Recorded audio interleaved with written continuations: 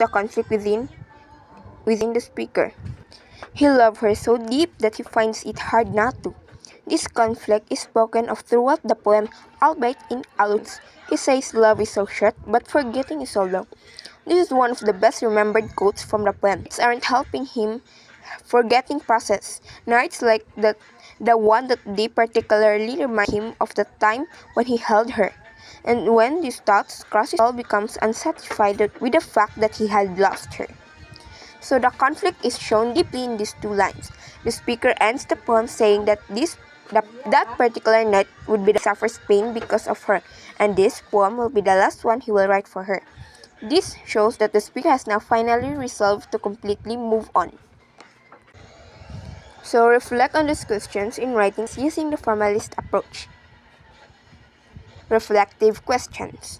So kini siya kay mo din ni ang mga questions nga maka-reflecta sa pag-write sa an analysis using the formalism approach. Question begin. How did the body develop? How are the literary elements like character, point of view, etc. introduced in the body? How are the parts related to one another? And how did the analysis conclude or end? So, mao din yung other approaches in analyzing a text. First is biographical, is a form of literary criticism which analyzes a writer's biography to show the relationship between the author's life and their works of literature. So, kini siya is a form of literary criticism nga sa biography sa writer para mapakita ang relationship between the author's life and the works of literature. Ang ikaduha is historical. Is a literary criticism in the light of historical evidence or based on the context in which a work was written, including facts about the author and the historical and social circumstances of the time. Kining historical is a type of panisya nga nag-base sa mga historical evidence, mga panghitabo sa unang panahon nga naay mga evidence or kanang batayan or proof. Then, ang context ani niya is kanang history including ang kamatuoran sa author's life o mga historical. Apel po diri ang mga circumstances sa oras or panahon. Gender. Gender is an approach that examines how sexual identity influenced the creation and reception of literary. So, diri, ang gender is dili ila girl or boy ana. Diri is an approach siya nga mag-examine o giunsa sa sexual identity pag-influensya sa mga gipangbuhat or receptions o sa literary works. Psychological reflects on the effect that modern psychology has had upon both literature and literary criticisms. Fundamental figures in psychological criticism include Sigmund Freud, whose psychoanalytic changed our notions of human behavior by exploring new controversial areas like wish fulfillment, sexuality, the unconscious, and repression, as well as expanding our understanding of how language and symbols operate by the ability to reflect unconscious fears or desire. So, psychological kay nag-refer din siyang sa mga apekto sa modern psychology sa literatura and literary criticism. Kini siya kay nag-base ni siya sa mga human behavior o giun sa sa kataw sa literary works and literary criticism. So, ang fundamental figures diri kay si Sigmund Freud nga naay psychoanalytic theories that nag-change notions or emotions sa usa ka human behavior by exploring their new og mga controversial areas. Then, take note diri nga, kining psychological is about ni siya sa human behavior para mag-overcome sa ilang mga fears or desires, para maka-reflect, para makahibaw sila. Next, psychological emphasizes the recurrent universal patterns underlying most literary works, combining the insights from anthropology, psychology, history, and comparative religion. Mythological criticism artists common humanity by tracing how the individual imagination uses myths and symbols common to different cultures and epochs. One key concept in mythological criticism is a symbol, character, situation, or image that evokes a deep universal response. So take note lang nga kining mythological is about ni siya sa own imagination, mo pagsabot o giunsa nimo pag-analyze, giunsa nimo paghunahuna. Then kini siyang key concept gyud niya is mythological criticism nga naay deep universal response beyond our imagination, dili ta katuo nga tinuod. Next is an approach that rejects the traditional assumption that language can accurately represent reality. Deconstructionist critics regard language as a stable medium. The words tree or dog, for instance, undoubtedly conjure different mental images for different people. And therefore, because literature is made up of words, literature possesses no fixed single meaning. So, deconstructionist kay rejects tanang traditional assumption nga ang language kuno kay accurately represents reality. Then last, the goal of literary criticism is always to help us understand and appreciate a work more fully, no matter what approaches we use.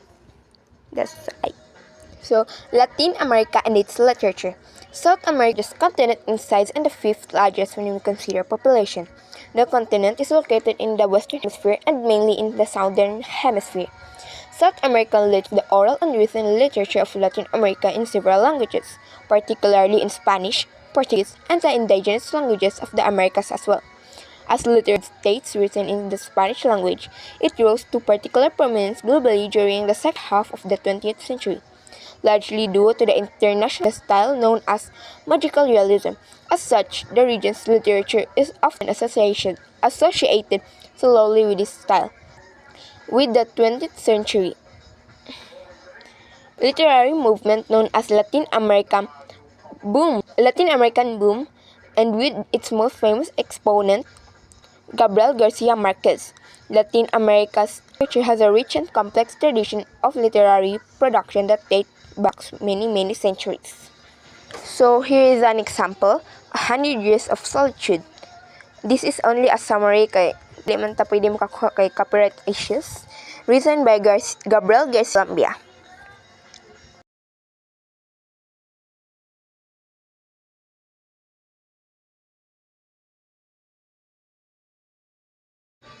About the author, Gabriel Garcia Marquez, an American Spanish, born on March 1927, born in 2014, was a Colombian novelist, short story writer, screenwriter, and journalist known affectionately as Gabo or Gabito. Considered one of the most significant of the 20th century, particularly in the Spanish language, he was awarded in the 1972 International Prize for Literature and the 1982 Nobel Prize in Literature. Best works he has is The 100 Years of Solitude, and in April 2014, Juan Manuel Santos, the President of Colombia, called him the greatest Colombian who ever lived. About the story. So, ang 100 Years of Solitude is a landmark 1967 novel by Colombian author Gabriel Garcia Marquez that tells the multi-generational story of the Buenda family whose patriarch Buenda founded the town of Macundo. The novel is often cited as one of the supreme achievements in literature. The magical realist style and thematic substance of 100 Years of Solitude establish it as an important representative novel of the literary Latin America boom of the 1960s and 1970s. North America and its contemporary literature. North America is the third largest continent in size and the fourth largest when we consider population. The North American continent houses 23 countries. The continent is located in the Northern Hemisphere and the Western Hemisphere. North American literature was shaped by the history of the country that produced it. For almost a century and a half, America was merely a group of colonies scattered along the eastern seaboard of the North American colonies, from which a few hardy souls tentatively ventured westward. After a successful rebellion against the motherland, America became the United States nation. By the end of the 19th century, this nation extended southward to the Gulf of Mexico, northward to the 49th parallel, and westward to the Pacific. By the end of the 19th century, it had taken its place among the powers of the world, its fortunes so interrelated with those of other nations that inevitably it became involved into world wars and following these conflicts with the problems of Europe and East Asia. So here is an example. The Road Not Taken by Robert Frost. Two roads diverged in a yellow wood, and sorry I could not travel both. And be one traveler long I stood, and one as far as I could, to where it bent in the undergrowth. Then took the other as just as fair, and having perhaps the better claim, because it was grassy and wanted wear. Though as for the passing there, had warned them really about the same. And both that morning equally lay in leaves no step had trodden black. Oh, I kept the first for another day. Yet, knowing how way leads unto way, I doubted if I should ever come back. I shall be telling this with a sigh. Some are ages and ages hence. Two roads diverge in a wood, and I the one less traveled by. And that has made all the difference. About the poem. The Road Not Taken is a narrative poem by Robert Frost, published in 1916 as the first poem in the collection Mountain Interval. Its central theme is the divergence of paths, both literally and figuratively. Interpretation is noted for being complex and potentially divergent. Frost spent years 1912 to 1915 in England, where among his acquaintances was the writer Edward Thomas. Thomas and Frost became close friends and took many walks together. After Frost returned to New Hampshire in 1915, he sent Thomas an advice copy of The Road Not Taken. Thomas took the poem seriously and finally been significant in Thomas' decision to enlist in World War I. It may have been significant in Thomas' decision to enlist in World War I. Thomas was killed 2 years later in the Battle of Arras. About the author. Robert Lee Frost, born on March 26, 1875, died on January 29, 1963, was an American poet. His work was initially published in England before it was published in the United States. Known for his realistic depiction of rural life and his command of American colloquial speech, Frost frequently wrote about settings from rural life in New England in the 18th century, using them to examine complex social and philosophical themes. Frost was honored frequently during his lifetime and is the only poet to receive the 4 Pulitzer Prizes for poetry. He became one of our public literary figures, almost an artistic institution. He was awarded the Congressional Gold Medal in 1960 for his poetic works. On July 22, 1961, Frost Poet Laureate of Vermont. Thank you for watching!